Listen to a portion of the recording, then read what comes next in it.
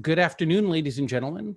My name is Tarek Masoud, and I'm the Sultan Qaboos bin Saeed of Oman Professor of International Relations at Harvard and the Faculty Director of the Kennedy School's Middle East Initiative. And I'm very pleased to welcome you to this afternoon's conversation with His Excellency Nabil Fahmy, the former Foreign Minister of the Arab Republic of Egypt. Before I introduce our guest and recite from his glittering list of achievements, let me first introduce my co-host and co-pilot on this enterprise, Ambassador Karim Haggag of the American University in Cairo, and then say a little bit about what we're doing here. Ambassador Haggag, who you can see on your screen sitting to the right of, to the left, sorry, of Nabil Fahmy, is a distinguished Egyptian diplomat and an expert on the geopolitics of the Middle East. He's now a professor of the practice at the American University in Cairo and the director of the Middle East program in its School of Global Affairs and Public Policy. I've known Ambassador Haggag for more than a decade, and I've found him to be one of the keenest and most insightful Arab foreign policy minds of this or any age.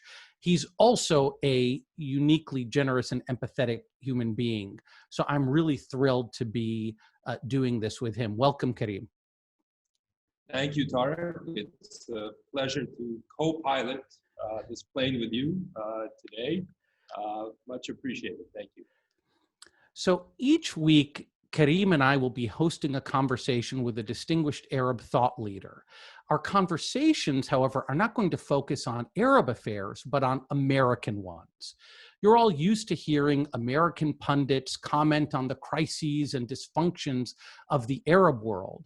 But now that it is the United States that is crisis-ridden and dysfunctional, we thought it only fitting that we should reach out to Arab intellectuals to help us make sense of it all. Karim and I are calling our series USA 2020, The View from the Arab World. And in it, we'll hear Arab perspectives on the upcoming election, the current national soul searching happening in America around issues of racial discrimination and economic inequality, America's changing role in the world, and much more. Our aim in these conversations is to help our audience learn to view the United States during this moment in its history through Arab eyes, much as we have been accustomed to viewing the Arab world through American ones. Our hope is that these conversations will not only illuminate how America is perceived in a part of the world in which many of its vital interests lie, but that the conversations will also give us a glimpse into the mindsets of the thought leaders who are going to make the future of the Arab world. What are they concerned about? Where do they see their region heading? And most importantly, how does the world's sole superpower figure into their plans and expectations? Now, to kick off this series, Karim and I could think of no better first guest than our guest today. I've personally been a Nabil Fahmy fanboy since I was barely old enough to shave. I first met him in the mid-1990s when I was a college student, and he was an advisor to Egypt's foreign minister at the time, Amr Moussa, whom I had the distinct honor of interviewing for a college publication in which I was involved. Nabil had actually set up the interview, and I got to spend a few minutes talking to him in his office overlooking the Nile. He was eloquent and sophisticated and urbane. He was about as far from the stereotype of the ossified Egyptian public servant as you could possibly imagine. In fact, I was much more impressed by Nabil Fahmy than I was by Amr Moussa. In the years since, I watched Nabil's career closely, much like you would watch the career of your favorite baseball player. He became ambassador to Japan, and then he was, for a decade, from 1999 to 2008, Egypt's ambassador to the United States. He was Egypt's ambassador when the September 11th, 2001 attacks happened. That was a low point, I would imagine, in Egyptian-American relations, and the fact that it was managed clearly owes a great deal to the efforts of Nabil Fahmy. Now, after all of that, Nabil could have been forgiven for wanting to take a break, retreat to some seaside resort, maybe write his memoirs. But instead, he plunged himself into the only arena possibly more treacherous than the world of high-stakes international diplomacy, and that's academia. In 2009, he became the founding dean of the American University in Cairo's School of Global Affairs and Public Policy, and he's held that position ever since, except for a brief and very important stint as Egypt's foreign minister in 2013. And I should note that when he became foreign minister, in a way, he was going home again because that was a job his father had held 40 years before. Now, while doing all of that, Nabil actually did get around to writing his memoirs, at least after a fashion. He has a new book out. It's called Egypt's Diplomacy in War, Peace, and Transition. It was published by Palgrave. And though it is a highly analytical look at the last 60 years of Egyptian foreign policy making, interspersed throughout the book are also personal insights and asides that make it, to use a word coined by the mid-century American novelist Raymond Chandler, unputdownable. So we are truly thrilled to have Nabil Fahmy with us. Welcome, Nabil. Thank you very much, Tarek. I'm honored to be back on one of your programs, one of your projects. And I must say, after that introduction, my night is made. I should note for everybody who's watching that, of course, there's a 7-hour time difference. So in fact, it is nighttime in Cairo, and we're really grateful to you for taking time out of your evening to do this with us. So I'll start, and then what Karim and I will do is kind of alternate. And I want to start by asking about America. And, you know, you were born in the United States. Much of your life has been spent managing Egypt's relationship with the United States. So if there's anyone in the Middle East who can understand the US, it's you.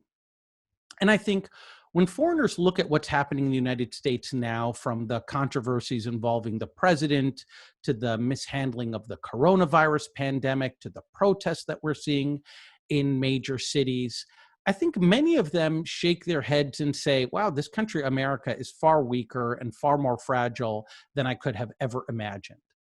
And I wonder, what do you, Nabil Fahmy, think when you see what's happening in the United States right now? Tarek, that's a very important question.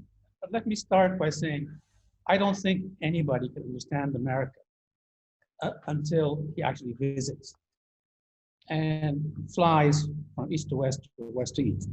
I say this because you understand the size of America, the wealth, the power of America, the monotony of America, and the diversity of America all in one. That allows you to understand the thought process in many degrees. And I've been saying that to all of my friends and colleagues.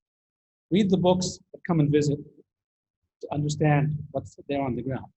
Everything in terms of the wonderful attributes that Americans have, and also the weaknesses that they may have like anybody else or the system. In terms of what's happening today, America is in crisis. It's not, frankly, only the debate between the two candidates for president. I actually think that America is trying to search for itself and find out what it wants to be, what it is, and what it wants to be.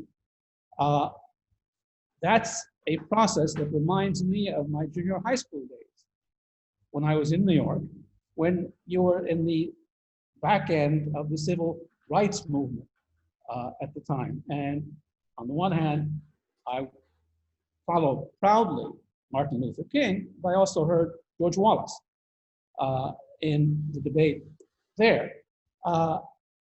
That's what you have in America today. It's not only about race, by the way. It's about, do you want to be an international power, or do you want to be in isolation?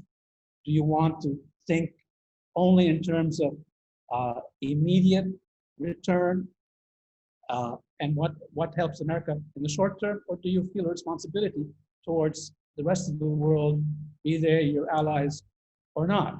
And I would argue even, do you want to be domestically tolerant or intolerant?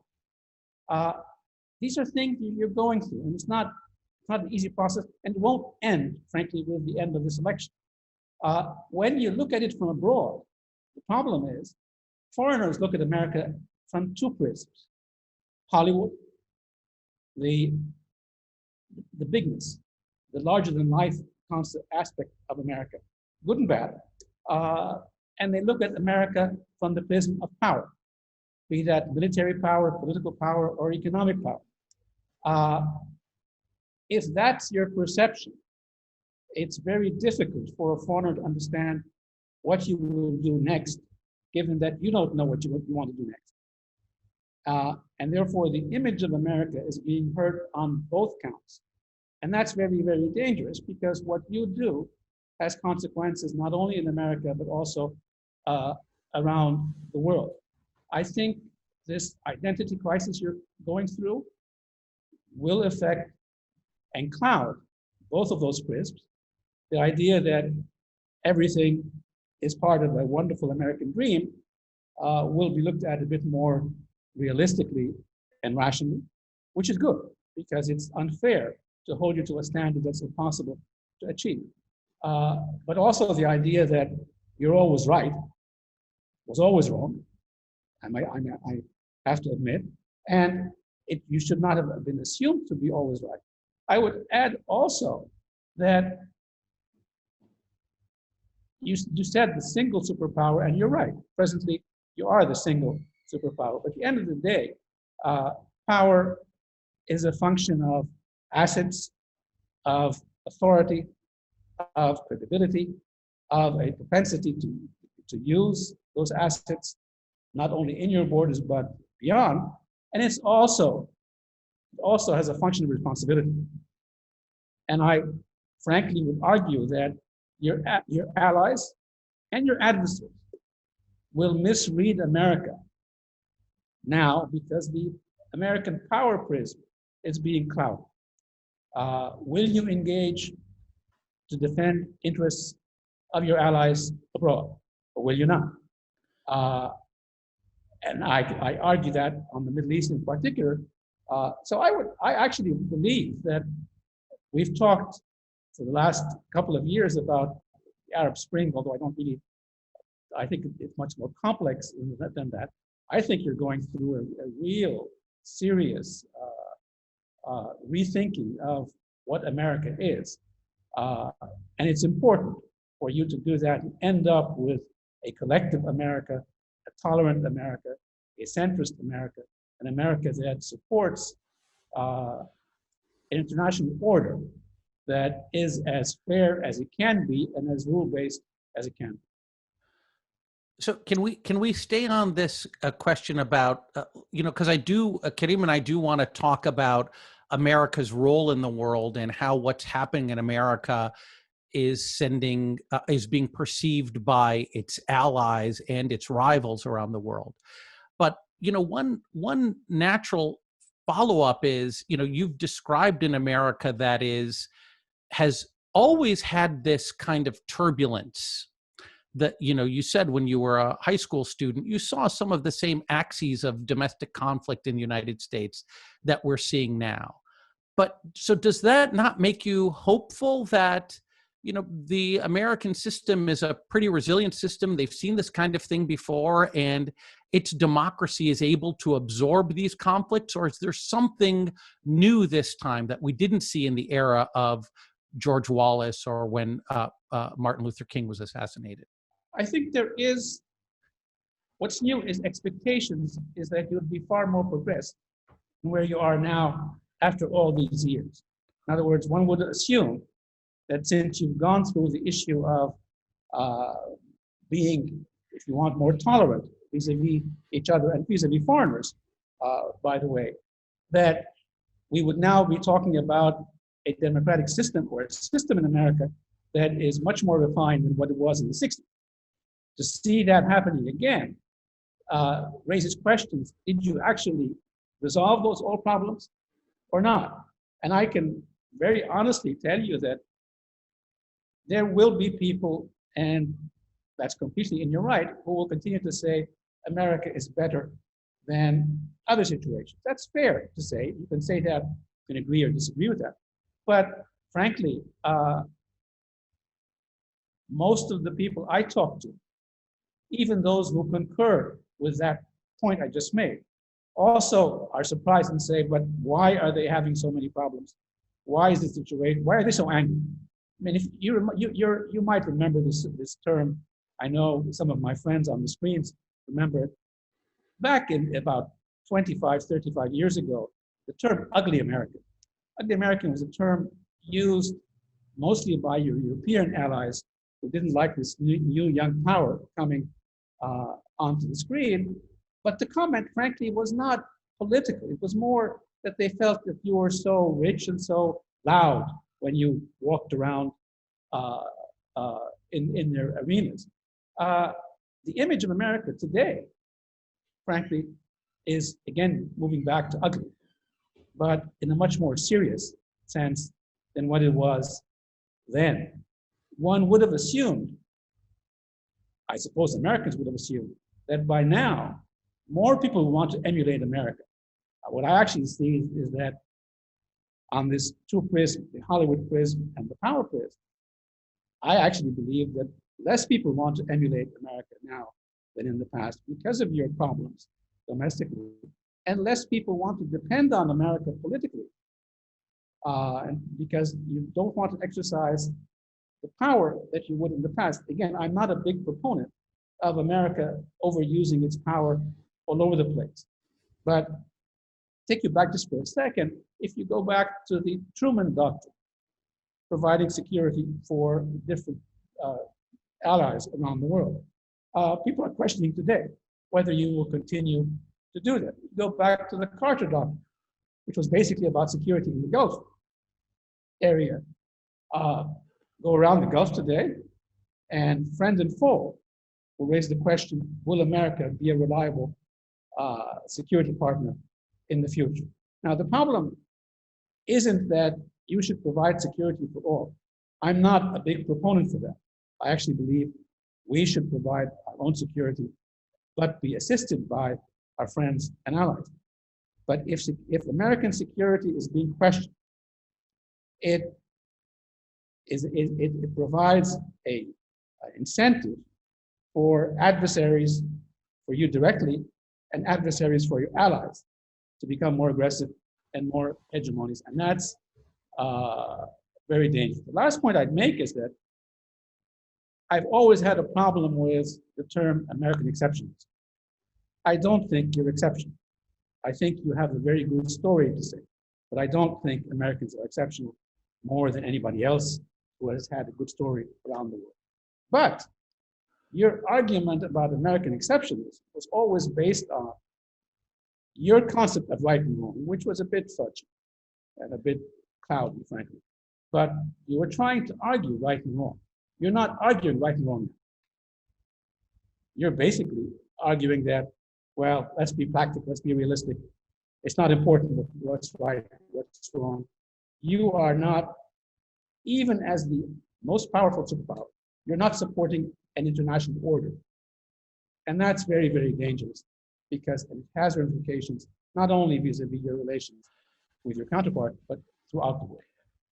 Yeah, I mean, Karim, obviously jump in when feel free to jump in when ready. But I will just note the irony, Nabil, of yearning for an in the Middle East, yearning for an America that implements or acts according to some American argument about right and wrong. I mean, you could argue that that's what got the United States into, say, Iraq. It was certainly making a lot of arguments about right and wrong. And if instead it had been following a much narrower conception of American self-interest, maybe the American leadership would have followed the advice of your former boss and not gotten into it. Well, I'm not questioning them. I actually said, I don't agree that you're right.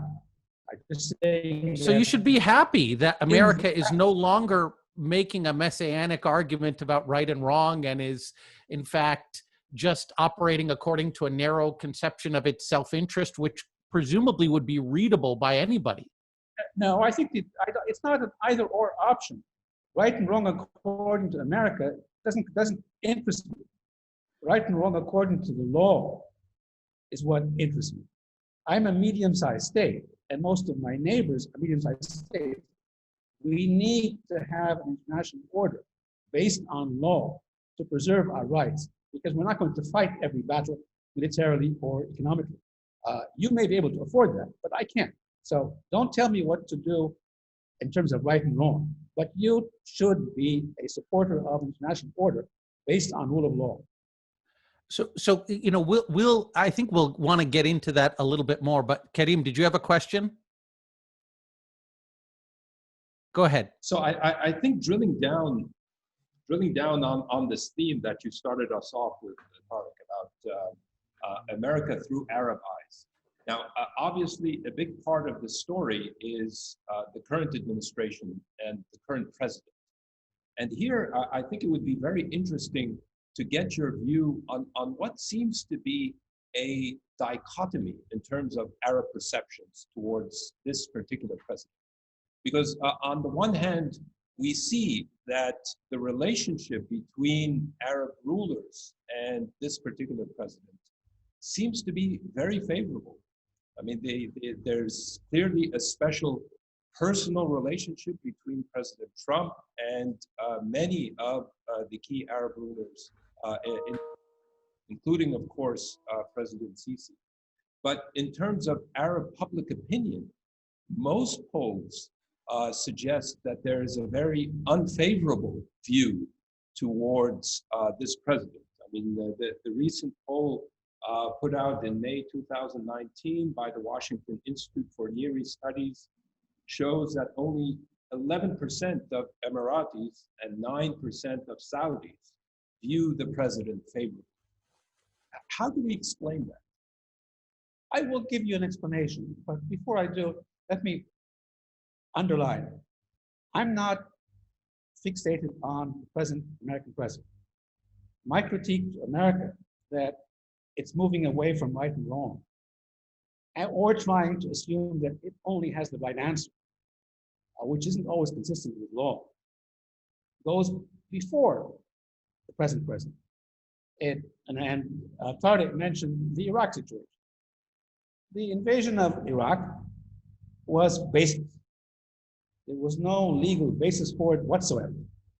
There was no, I mean, with all of the bloody tendencies of Saddam Hussein, the idea that there was legal basis to enter Iraq in search of weapons of mass destruction that did not exist, it was baseless. So again, for America's political needs, even before the president, they forgot right and wrong and decided to do this because it was in their interest or in their desire to do this. I would take you even further back and argue, in all honesty, America doesn't have to solve all the problems in the Middle East. But when it stood up against wrong, it helped resolve them. It didn't solve them alone. And I would argue, take America back to the 1956 invasion of Egypt. Eisenhower stood up against it, even though these were his traditional allies, and Egypt was not an ally at the time. As it moves away from standing up for right and wrong, we suffer the consequences of that. It did not do that completely to my flavor, at least, on the Palestinian-Israeli conflict. So it goes before the present president. The present president has just simply enunciated in a much more open and, if I may say, crude fashion, that it's all about America first. Let's be realistic. Let's get this done. I'm transactional. I want to get this done. So that's, again, let's not fixate this on President Trump because it's not only that. In terms of your question, great question. America is going through an identity crisis. The Middle East has been going through its own domestic and internal crisis. A lot of the countries in the Middle East, including my own, have gone through these transitions over the last decade. And because of that, they have been fixated on what are the immediate needs, what are the immediate concerns, rather than what are the medium or long-term concerns. It's not an issue of choice for them, but an issue of consequence. If you're asked the question to Arab leaders today, I suppose even any leader, not only Arab leaders, do you want to focus on security first or on conflict resolution issues? They will all say security. When they look, if you look at, you mentioned, for example, Egypt and a number of other Arab leaders, they actually believe, those who support Trump, they believe that they are challenged by regional and domestic extremism and instability, and that President Trump is opposed to, if you want, violent, sudden change in the region. So his position on those issues, on that issue in particular, coincides with their position. There's no question that on other issues there will be differences in opinion with Trump. But the Arab leaders that you mentioned are before a difficult choice. Do I focus on security and get that, or do I get into the larger context of political issues? That question and that order doesn't exist with the public. The public doesn't have to deliver in the short term. The public is committed to what it believes its overall objectives are. So I understand, frankly, I actually think it's quite logical that the public would be less receptive. Let me rephrase that. I would understand that's quite logical that leaders in the Arab world, some of them, would be closer to President Trump than the Arab public would be, because their responsibility is different. I've said personally, I'm not speaking on behalf of anybody but myself, I've said openly, major countries, be they United States or be they countries like my own in my own region, major countries need to be able to balance the immediate concerns and the medium and strategic interest. You can't play one versus the other. But just to close on this point, I'm not trying to shy away from it. When I follow the news and polls about President Trump in America, even in America, you have these very conflicting positions. Some people like his policies, but hate is the way he explains them and exercises them. Others feel that his policies are way off track in the medium and long term. So again, America's mixed up with Trump, and the drawing line depends on where you stand, what are the issues that concern you in America. And the same thing applies to the Middle East. For the immediate pressing issues, that's drawing some countries close to Trump, while it's not drawing the public in the Middle East to Trump. So, on the longer issue, it's not. So Nabil, to kind of summarize your answer, basically your answer is that the Arab leaders have a close and warm relationship with Trump because they're on their two obsessions, Iran and violent, quote unquote, Islamist movements. Trump says what they want to hear. I just wouldn't use the word obsessions. I use the word concerns. They're concerned with these two issues. That being said, I think irrespective of who's elected president in America, be that the re-election of Trump or the election of Vice President Biden, a lot of the Arab countries will have high points and low points, but they will come in a different sequence. And I can explain that if you want to do that. So, but you don't think, for example, that the fact that there is such a divergence. I mean, Karim quoted the polling statistics in Saudi Arabia and the UAE. In Egypt, 7% of Egyptians like Trump. And yet Egypt's president has had very warm relations with Trump, and Trump has complimented Egypt's president on a number of dimensions, including his sartorial choices. You don't think that divergence constitutes a threat or a stressor on Arab regimes, that they are cozy with an American president who the vast majority of Arabs view as somehow unfriendly to them? You know, my background, education-wise, is mathematics. So I have a respect for numbers, but I also never look at numbers out of context. Your point you're making, Tarek, is completely correct.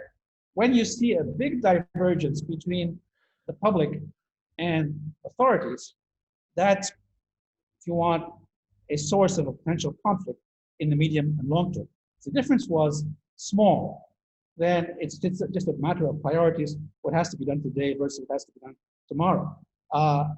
Therefore, my position, my personal position, is that while it may be easier to deal with Trump now than another candidate, and even in the short term, in the medium and long term, it will be much more problematic because policy-wise, his positions are so contrary to traditional Arab rights, and that will further fuel the difference between the public and authorities in different Arab states. So you're right, it is a problem. But all I'm saying is that the reason you find the support for Trump now isn't because they're ignoring his other policies. It's simply that they have imminent problems and they're focusing on them first, and hopefully we'll go back to the others as well in the near term. So perhaps if we can drill down on the US-Arab relationship, and particularly on this issue of security, which as you mentioned, is really a priority issue for the region today, given the instability in the Middle East. Now, it's very interesting because a few moments ago, you, I think very rightly, mentioned that the security role that the United States has undertaken is coming under question. The reliability of the United States as an actor for regional stability is questionable, and many say is diminishing, and that's tied to the overall posture of the United States towards the region, which many see is weakening. The United States is seen to be withdrawing from the Middle East and pivoting to Asia. And that's been the case under the previous administration, and an issue of continuity with this administration. So how does the Arab world relate to this changing posture of the United States towards the Middle East, when for America, the Middle East doesn't occupy the central place it once did in its foreign policy? The focus or the importance of the Middle East for America was twofold. Part of a Cold War in competition with the Soviet Union and the Eastern Bloc, and secondly, on the issue of energy. There's no Cold War. There's no equivalent power to threaten America. So in that sense, the regional competition, while it still exists, not only with Russia, it will also slowly exist with China, but it's not at the same level. So I'll give you a quick story. Back in '73, right after the October War, Anwar Sadat sent the Egyptian foreign minister to see Richard Nixon. And he met like Nixon, and Nixon said, "You guys threw out the Soviets last year. If you had told us, we would have given you something, because that changes the whole balance in the Middle East." That kind of political paradigm doesn't exist. So that's not there.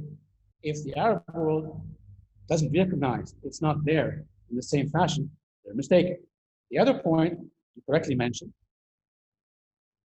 US energy needs are not dependent on the Arab world as much as they were in the past. And by the way, the Carter Doctrine was about securing US energy needs. It was not about securing US allies in the region. And it actually called the Arab Gulf the Persian Gulf. So it wasn't a relationship with the countries as much as it was a relationship, an assertion that we will defend what concerns us. That need doesn't exist. Now, I strongly believe that if you're over-dependent on anybody, you're mistaken. If you're over-dependent on somebody who doesn't need you, you're stupid. Not mistaken, but you're actually stupid. So I would argue that America will continue to play a strong, substantial role in the international paradigm, or at least for a generation to come. So manage relations with the United States well, and try to get as much support as you can from it. But your security concerns as Arab countries have to be dependent essentially on your own capacities, locally and regionally. So I would argue very simply put, 30% national capacity, 30% regional capacity, and 30% international capacity. And I'm not disregarding hard assets, but I'm not simply saying capacity in terms of hard assets. If one tries to counter Iran or counter Turkey or resolve the Arab-Israeli conflict in a US-Soviet paradigm, that's history. You need to do that in a different paradigm. Doesn't mean you change the rights or obligations or the rules of the game, but it is a different world, and we have to be, as Arabs, less dependent on America. But it's not Russia in place of America. It's actually America as a friend with certain capacities, and there is a certain return to America for that, but also engagement with other parties. Well, just let me close to the point. Where is America in the Middle East today? Libya, Syria, the Gulf, the Arab-Israeli peace process. The only one is the Arab-Israeli peace process, which doesn't exist. But the others, they're not a player. Mm. You know, and that is, you know, you could make the argument that the reason that the United States is not a player in these arenas is by design. If you look at the last two American presidents, I would say a powerful reason that both Obama and Trump got elected is because they explicitly disavowed the interventions of the Bush administration and prior administrations in the thorny politics of the Middle East. I 100% agree with you. And so I might even look at the quote unquote Arab-Israeli peace process that President Trump is brokering as a kind of washing of hands of that problem. Let's just try to get whatever deal we can get on the table, and whoever can accommodate themselves to the reality as it stands, accommodate themselves, and then the U.S. is washing its hands of this. So I do think that reality that you just pointed out heightens Karim's question. The puzzle in Karim's question is not simply the huge mismatch between Arab publics and the leadership. It is also, why does the Arab leadership have such affection for this particular president when in fact he is partaking of exactly the same kinds of withdrawal-oriented policies that Obama did? It just makes the puzzle that much harder to understand. America is nowhere in these conflicts that presumably these leaders should want America to be involved in. Let me just clarify that point. Where his policies are consistent with policies of the countries that in Arab world that support him are more with their domestic concerns and threats to their security, not in relation to conflict resolution of the issue. So that's really where there is an immediate overlap of positions. But again, I see that and I understand that, but I always believe that has to be done, but also conflict resolution has to be pursued at the same time. But are we right, Nabil and Karim? Obviously, tell me if I'm talking too much, which is my habit.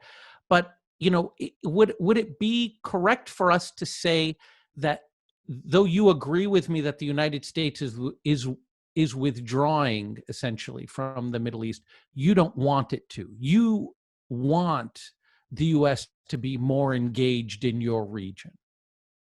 Not sure. I want it to be engaged differently. I don't want it to be engaged the way it was in the past. I don't want it to be absent because it cannot be absent. It is the wealthiest, strongest state in the world.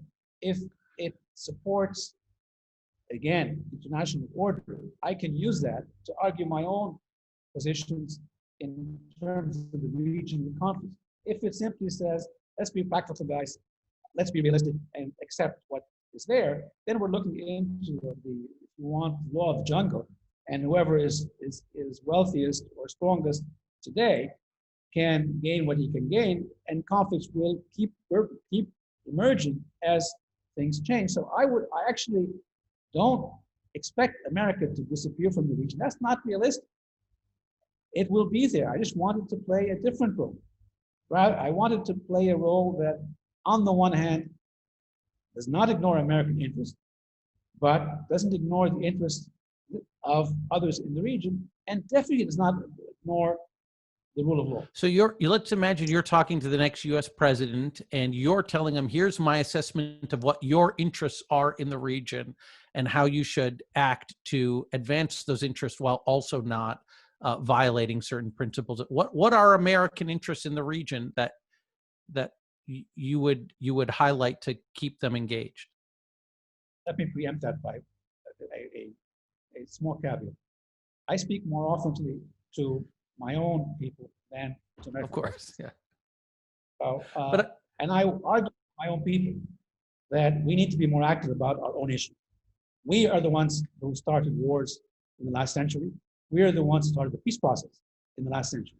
We need to start leading the agenda again, and taking advantage of friends in America or Russia or China or Europe to help achieve our interests. So we need to be more active. In terms of what America can expect, look, irrespective of who's your president, you're right of center or left of center most of the time. Let's leave the exceptional cases. You would want a centrist, moderate Middle East, a Middle East that essentially centrist, moderate, and in many respects close to being secular in the overall system, frankly. And you would want a Middle East that looks forward, that respects its past, is interested in its present, but also helps resolve many of these conflicts in the region that have consequences on American security or security of your allies beyond the region. That's our role. That's where we come in. That's where active Arab states should come in. We need to engage on these issues. We need to put out ideas for the future agenda of the Middle East. We need to find ways to argue with the Turks. We need to find ways to argue with the Iranians, ways to argue with the Israelis, with the view of trying to reach solutions to a problem. Not listen to simply ideas coming in from abroad. We want to move to discussing a little bit about the U.S.-Egyptian relationship, because I think we're using the advantage of having you here in this first talk of the series. I think we could get some real insight. But before we do that, I think one last question while we're still on the Arab world. I think what you're saying is quite interesting, because it speaks to where America is vis-a-vis the world and vis-a-vis the region. But I think equally interesting, it speaks to where the Arab world is. The fact that, as you mentioned, the Arab world prioritizes security and hence is preoccupied with the US security role in the region. And that seems to be at the expense of conflict resolution, resolving the region's conflicts. And of course, the key conflict here is the Israeli-Palestinian conflict. Is that an accurate reading of where the Arab world is, and hence the issues it prioritizes in its relationship with the United States? That's a great question. Let me try to be precise in answering that. I think some countries in the Middle East and some good percentage of the population in the Middle East, Arab Middle East, will believe that yes, some countries are prioritizing their interests at the expense of the conflict resolution issues regionally. Others in the Middle East believe that what happened in the past has not succeeded. Therefore, let's try a different angle to achieve the same objective. I'm more of a traditionalist on that, but I would argue, actually, why can't we do both? The idea that a new approach is better than the old approach, that's a very dangerous gamble. But the idea that what happened in the past was the best approach is also wrong because it didn't solve anything, or at least didn't solve the problem itself. So again, my proposal is I'm not going to accept that we weaken the tenets of the peace process because they're based on right and wrong. They're based on international order. And we can't solve it if we throw those away. And again, without taking too much time, they defend and preserve Arab rights and also Israeli security and recognition and so on. But I argue, look, guys, it's not normalization before or normalization after. We actually want peace and normalization. So why can't we take the Arab Peace Initiative with the clear understanding it's not going to be normal until the problem is resolved? And if all parties accept it, let's add some meat to it. Again, I'm not going to accept that, okay, there's a new approach that is proven that has any evidence of being better, especially when the tenets of the peace process are being threatened, frankly, by a number of things, including recognition of Jerusalem as the capital of Israel and the Israeli policy of annexation.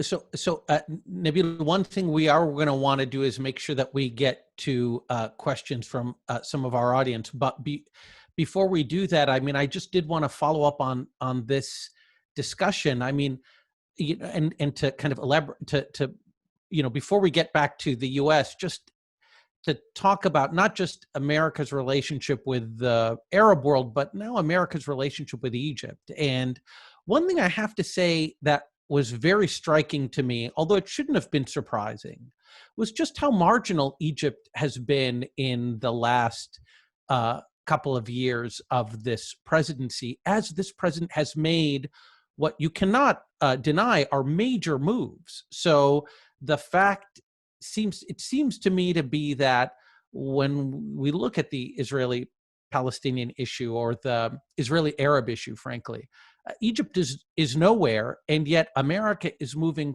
full steam ahead with new partners, and primarily in the United Arab Emirates, but also in Saudi Arabia, et cetera. So I wonder, I mean, we've been talking a lot about America and America's relevance and what kind of an ally is America, and is it, you know, should Middle Eastern countries count on it in the future? What about Egypt? Do you think that America's basically written off Egypt? Look, I served not only as an ambassador in Washington, but I've been in and out of the system for a number of years. But when I was in Washington, and my counterpart, I see him on the screen, Dan's on the screen also, I very honestly tell you, I think we took each other for granted for too long. We moved relationship very quickly, very strongly, post the October 73 war, especially after the peace agreements between Egypt and Israel. And then everywhere we went in America, at least when I was going around, there was always this focus on what is your role in the Arab-Israeli peace process, or what, even we were making that point of always talking about the past, rather than highlighting important roles Egypt had, like supporting the American liberation of Kuwait.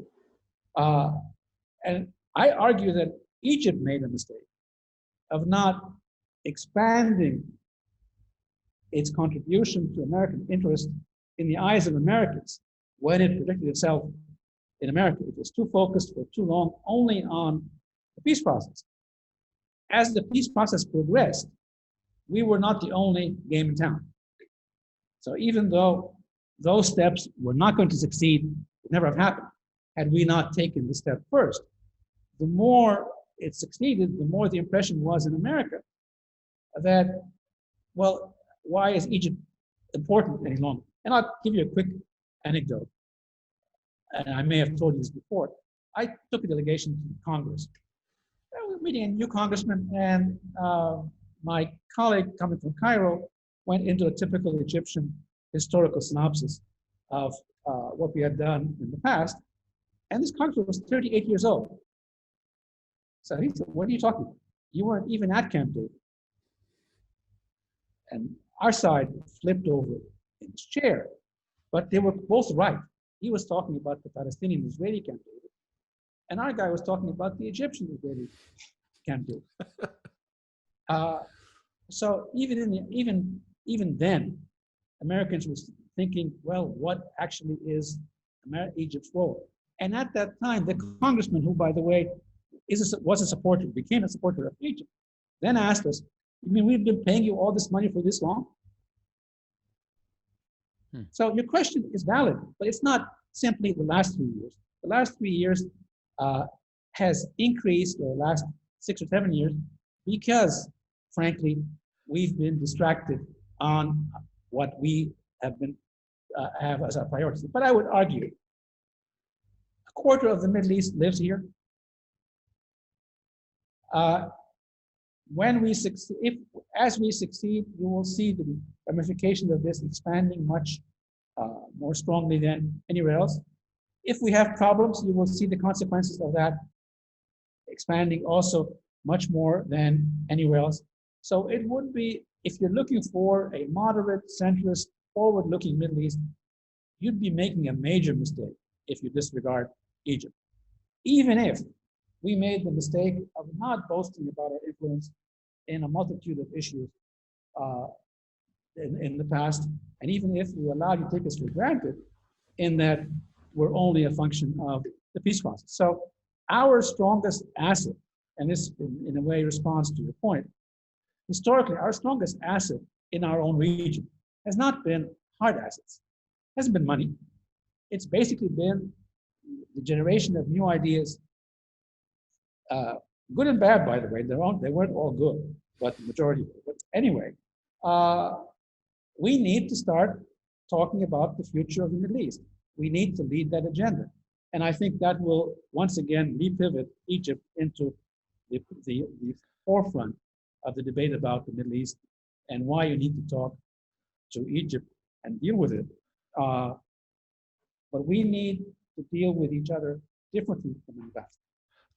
Karim is going to get us into a discussion in the last few minutes before we open it up about the election, but I could not resist observing a parallel that, when I'm in Egypt and I talk to people in Egypt like yourself, we often hear some variant of the sentence you just uttered, that one of the reasons Egypt lost its primary position in the region is that there was a period where Egypt became distracted by internal affairs.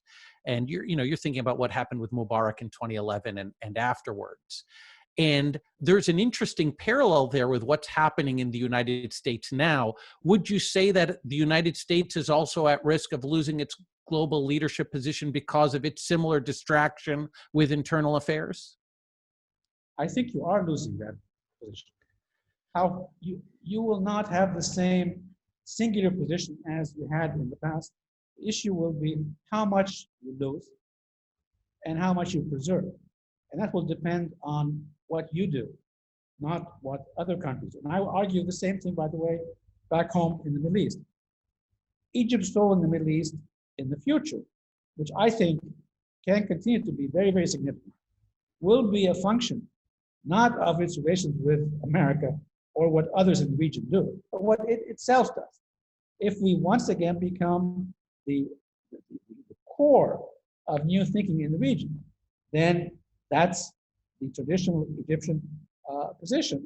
Let me even make a bombastic statement, if I may. I actually believe that Arab-American relations in the future will be determined more by Arabs than by Americans. Explain. Well, you're busy all over the world, or not busy all over the world, depending on what you want to do. The Middle East is just one region. You're not going to move out of the Middle East, but you're not going to fight as many battles in the Middle East, and I hope you don't, because you've created some that there was absolutely no reason to have. A number of them, not a few, I may say. But it is really what we do. If we take charge of our own region and deal with America as a good partner, or the Russians, or the Chinese, that will affect how you look at this, because you will then come and say, you know, these guys are influencing what's happening in the region.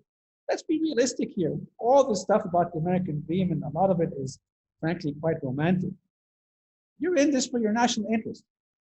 So you will deal with anybody, anytime, if it serves your interest.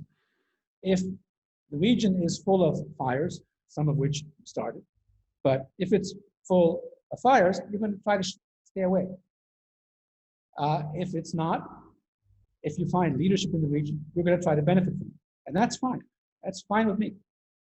But when you read the domestic American political situation, I mean, it seems from your comments that there's a kind of Goldilocks level of American involvement. You don't want, Iraq 2003 level of American involvement, but you also don't want complete American neglect of the region. You want to be somewhere in the middle where the U.S. is imposing some kind of order, restraining its allies from adventurism, etc.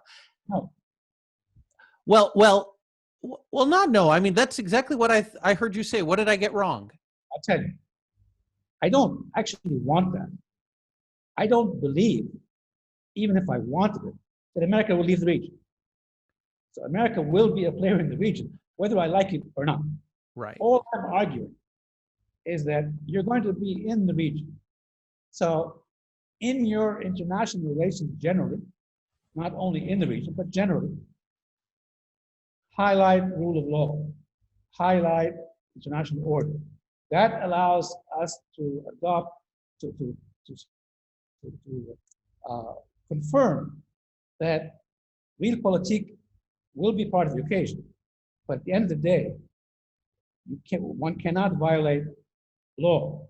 If that's the case, even if you don't have a strong military operative policy, that will help us argue in resolving our own regional issues that, you know what, the international order, supported by everybody else around the world, insists on the UN Charter, insists on international law. That's what I need. I don't need you to be the military arbiter in the region. And by the way, you're not. You've caused more harm in that respect than otherwise. You've been very helpful when you've supported people in the region security-wise, not when you decided what serves your security interests and what does not. Fair enough. I mean, the last thing I'll ask before Karim gets us to our last segment is simply you reading the American domestic political situation now and the configuration of forces in the United States now. Who would you say in the United States makes the kind of argument for the kind of foreign policy that you want to see? I don't think anybody really does, because it's a variation on a theme that we need to move away from our previous role. I mean, again, the idea of engagement was more assertive during George W. Bush than Obama. And he was a Republican versus a Democrat. Trump came in and took the exact opposite policy.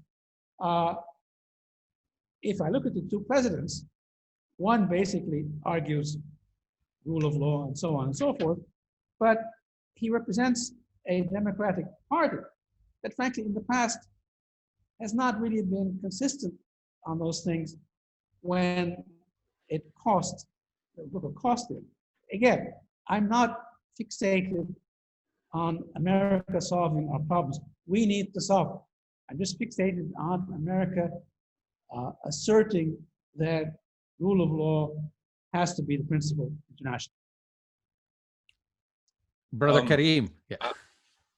I know we want to get quickly to the questions from the audience, so let me try and squeeze in sort of a broad general question about the elections. There seems to be an interesting irony here, whereas I think we all agree that the region seems to matter less to the United States, although, as you mentioned, it will still be important. America will be involved in the Middle East. in some capacity. But as the region is diminishing in importance to America, it seems that this particular election is front and center of Arab concerns. And the reason I say that is that there is a, let's say, conventional wisdom, and feel free to challenge that in terms of the Arab states in this election, there seems to be a lean towards President Trump and a desire for him to continue in office, more along the lines of the devil we know. That there seems to be an apprehension that a Biden administration will revert back to the very problematic policies undertaken by the Obama administration, especially vis-a-vis Iran. If the Arab world were to have a voice or a vote in this election, who would they vote for? I think if the Arab world had a vote, it should vote for itself. No, but which of the two candidates represents the interests or would be more likely to pursue policies that are in the broad Arab interest? Neither of them will pursue policies that are in the broader Arab interest unless we in the Arab world change the way we operate both domestically and in our relations with the United States. We have to make the Arab world an area of interest for America to get it to take policy positions that are supportive, or at least more supportive, of the Arab cause. The idea, again, the reason I'm not trying to give you a diplomatic answer, shying away from the question. I'm not going to answer the question, which one do I prefer? That's a point, a clear response to you. But I want to emphasize, Arabs who think it's going to be solved in America are wrong. It won't be solved in America. I can see that a re-election of Trump would be more comfortable for some Arab states, not all, at the beginning, but more problematic for them in the medium and long term, because he's very transactional. And he will keep saying, well, okay, what do I get in exchange for this? Rather than in terms of a strategic relationship. On the other hand, Biden coming in will immediately take positions that are different from Trump. So that will create some friction in the short term with some of these countries. But in the long term, if these same countries take charge of their interests more and more, Biden is a realpolitik operator. I mean, he's not somebody who's going to go off on a tangent and simply argue right and wrong, irrespective of everything else. So we need to change the way we handle things. Biden will be more problematic for most of us at the beginning, but in the long term, it may be different. While Trump would be probably easier for some at the beginning, but I would argue in the medium and long term, could be much more problematic. I mean, yeah, go ahead. You've engaged with Vice President Biden, I know, throughout your career. And of course, he's been around for decades as a leading figure in Washington, so he has a track record on these issues. Very briefly, how would you assess a potential Biden administration with respect to its posture towards the region? Sure. First, let me say, I met President Trump as a businessman, not as president. And he is very transactional, believe me. I've met Vice President Biden many, many times as senator for over 15 years.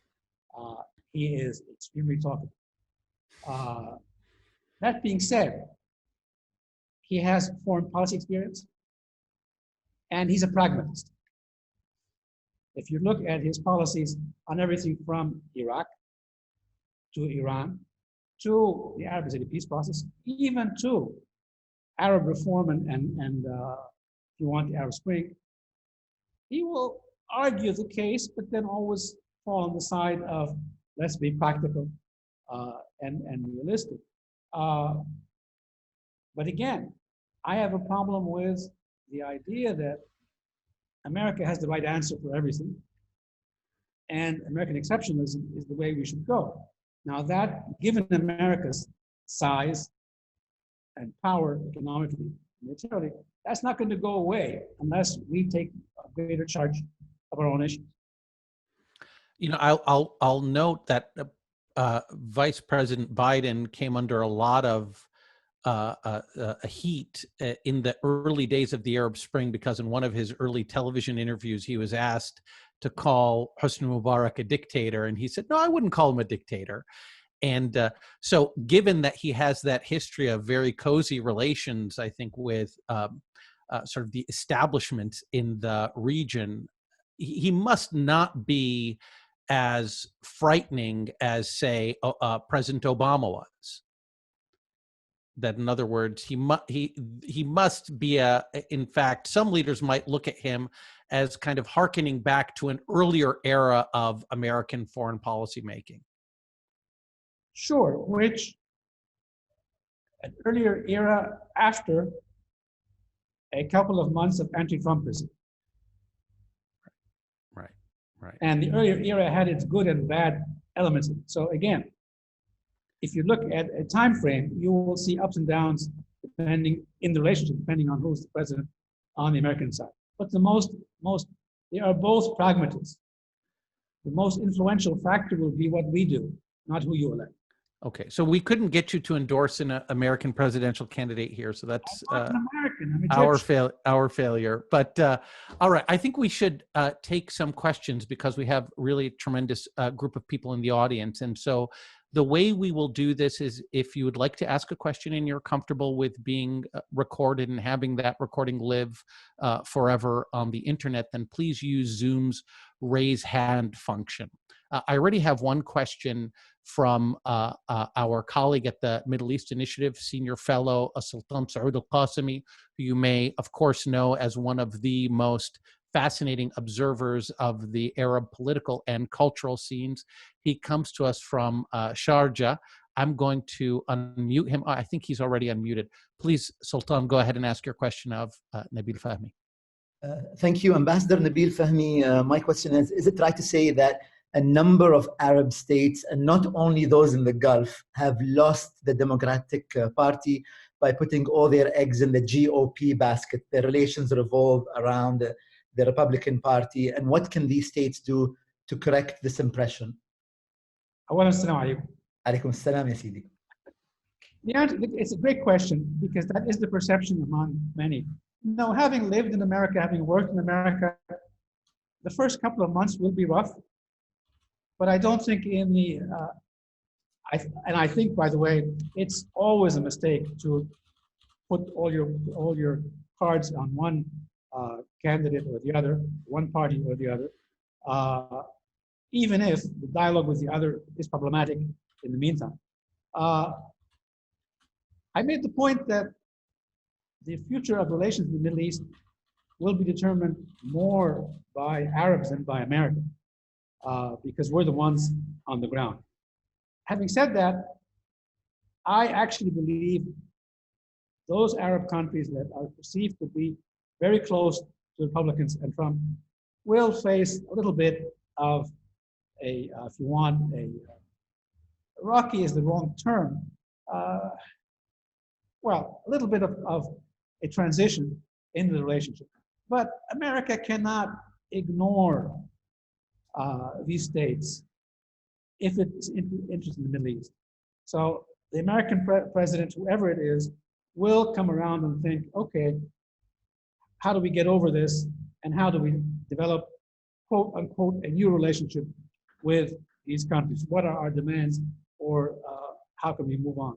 So again, my example of a bit of a roller coaster, there will be ups and downs with either of the victors in this election. Arab states will be best served by what they do, but I wouldn't worry about them being left out, especially if they're active. And good to see you. Excellent question. Thank you so much, Sultan, for that question. I will now come to the next person on my list, who is Rami Khouri of the American University in Beirut. He's not a stranger to anybody. Again, one of the most prolific and insightful scholars and writers on the contemporary Arab situation. And he joins us, I believe, from New York, although I could have lost track of his whereabouts. Please go ahead, Rami. Thank you so much. Ma'allim Nabil, nice to see you again. And thank you for your discussion. I had to leave for just about 15 minutes for another commitment, so I hope you didn't answer this point, but I'd like to ask you a question. I'd like to ask you about your analysis of the evolving situation of medium powers in the Middle East. So historically, Egypt was the biggest Arab power, with Saudi Arabia in different ways, but certainly Egypt was the most dominant politically in many ways for decades and decades. And then it kind of pulled back somehow in the last 30 years. And now we have Iran, we have Turkey, we have the Emirates, the Saudis are involved, Qatar is trying to do some stuff. And Egypt seems to be reviving some of its regional, let's call it engagement, activism, to use a neutral term.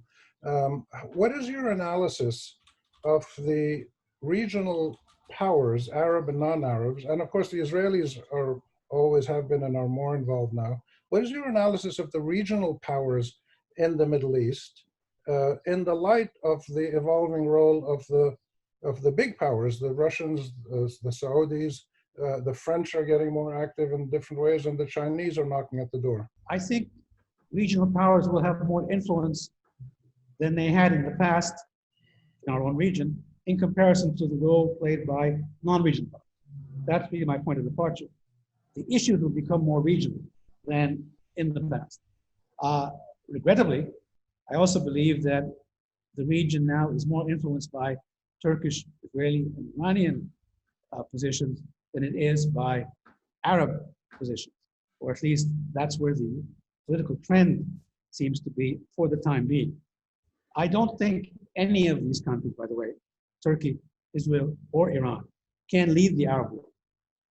So I expect to see a rebound, but the rebound in the Arab world will take time because the traditional Arab states, let me rephrase that, the older Arab states have gone through and are going through societal transition of different forms, not all of them revolutions, but some of them simply societal change.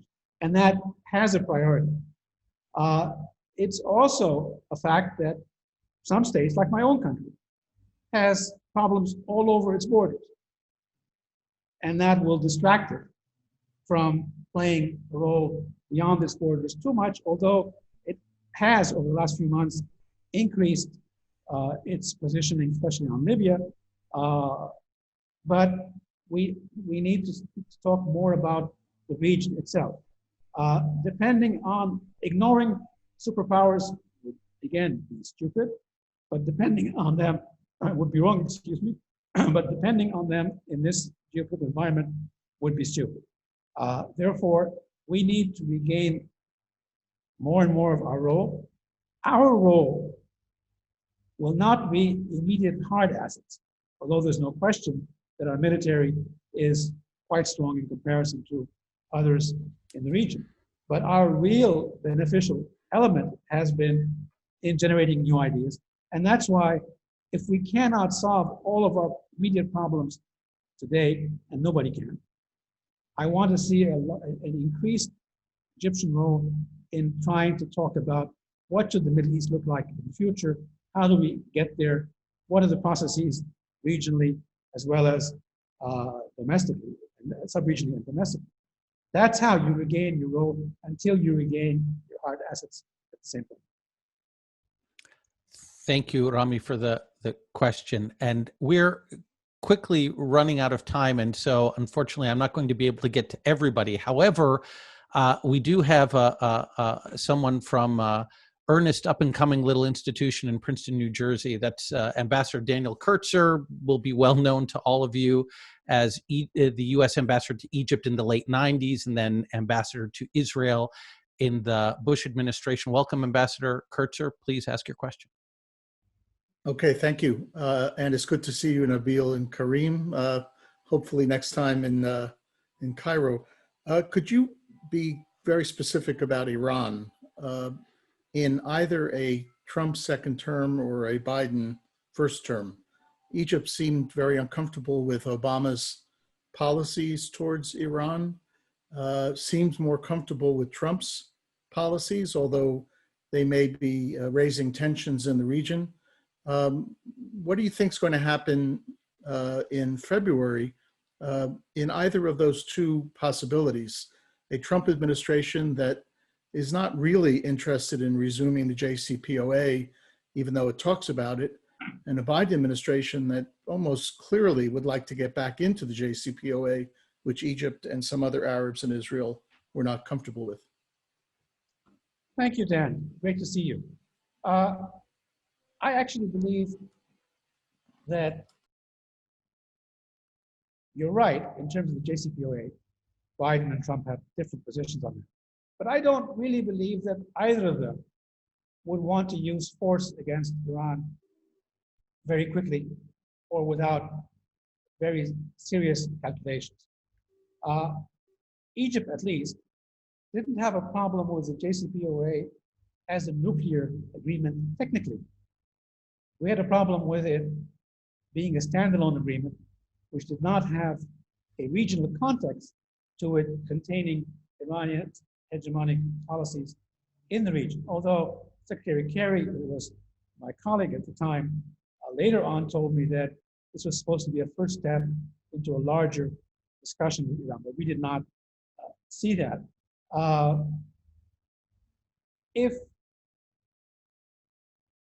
I think Iran is being driven to be more aggressive by its sense that America will be less operative in the region. And if that's the case, those paying a price for that are the Arab states in the Gulf in particular, and they are very friendly to Egypt per se. That is what creates the problem with Egypt. If, on the other hand, there is a more robust, more balanced security arrangement for these Arab states, and that will take time, that should lead to a less aggressive Iranian policy.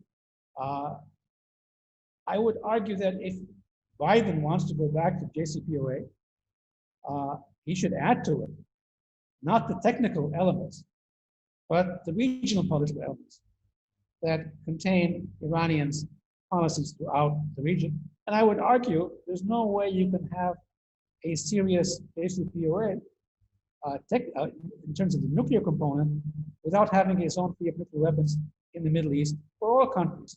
Iran, of course, included, but also included all the Arab countries, including my own, and Israel at the same time. The JCPOA was a 15-year plus agreement. It was not a permanent agreement with technical components. But as a step, it wasn't a bad idea, but there was no ladder which showed you where you were going. I don't think either Biden or Trump will immediately confront Iran, but definitely Trump will be less receptive to ideas to join the agreement again. Great.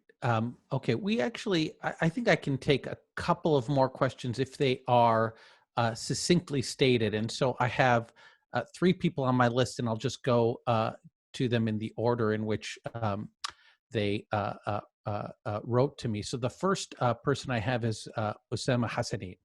Hello from Silicon Valley, and thank you very much for this amazing conference. 2 very quick questions. The first one is the Arab Reform and Democracy Initiative on campus at Stanford. Researchers were sent to the Arab world, to the 22 countries for about a year, and came back to let us know in a day and a half about democracy in the Arab world. And their conclusion is that there is only one country that actually has a democratic election, and that's Tunisia. I would love to get your perspective. Second, for people like us who are in the United States and are not members of the Democratic or the Republican Party, we consider Donald Trump to be a piece of shit. What do you think? Okay. Well, I didn't know we were going to have to apply a parental warning, but the spirit of the question is clear.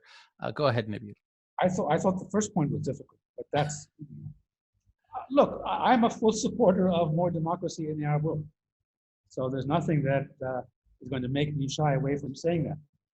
It's not going to be the American system of democracy, which, by the way, suffers from severe consequences of excessive power, excessive money in the process. It'd probably be, if we get there, what I would like to see, more a relation to what you see in Europe or what you see in Asia. That's what I'd like to see. But we have to do that ourselves. We have to get there. We have to get there not at a slow pace. We have to get there as a pace that is as fast as we can do that as we build our country at the same time. And I don't see them as being mutually exclusive.